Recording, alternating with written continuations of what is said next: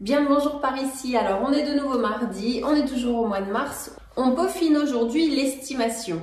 Je te donne aujourd'hui 3 critères indispensables pour vendre un bien ici, dans notre campagne. Ça vaut pas si tu habites en ville. La première chose, c'est le jardin. Pour le coup, c'est indispensable un jardin dans notre campagne. C'est rédhibitoire. Pour certaines personnes, c'est complètement éliminatoire. Ne pas avoir de jardin, ça semble impossible à la campagne.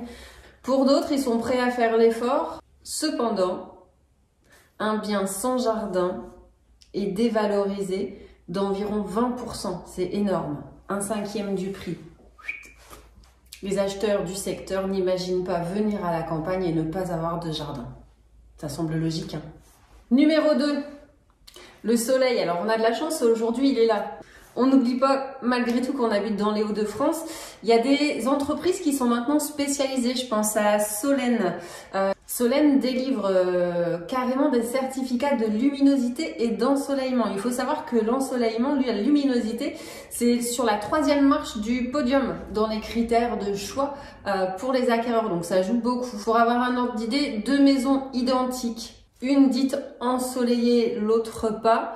La différence de prix, elle peut être de 3%. Attention, la luminosité, ça ne veut pas dire l'éblouissement plein sud dans les yeux à pas pouvoir ouvrir les yeux. Non, on parle là d'une atmosphère en fait. Des plus petites fenêtres, il suffit quelquefois juste d'ouvrir les rideaux, de changer la couleur d'un mur et on a une atmosphère qui est beaucoup plus lumineuse. Donc faites attention. Quelquefois, on peut améliorer la luminosité d'un logement. 3e critère indispensable dans notre secteur, eh ben, c'est la tranquillité. Ben oui, forcément. Pour apprécier ce critère-là, il y a plusieurs choses qui entrent en compte. L'emplacement du bien au sein du village. Un bien sur la nationale sera moins coté qu'un bien à l'intérieur du village. Ensuite, on prend aussi en compte le vis-à-vis sur la parcelle. Les voisins sont tous très sympathiques. Par contre, on aime bien rentrer chez soi le soir et puis se sentir à la maison. On prend aussi en compte la vue. Alors, on parle de vue dégagée. Alors, on ne trouvera pas ni la Tour Eiffel ni le Mont Blanc, je le dis souvent à nos clients.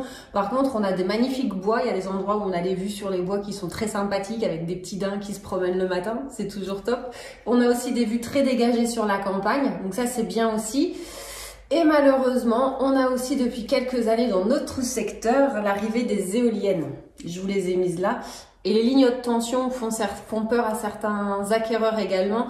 Ça génère quelquefois des maux de tête assez énormes. Donc la prise en considération de la tranquillité sur un bien, elle peut soit le déprécier de 10% ou alors améliorer de 20%. On est pareil sur une grosse tranche de prix. À la campagne, pour être tranquille, effectivement. Je te dis à la semaine prochaine pour avoir d'autres points d'accroche et je te souhaite une belle journée ensoleillée.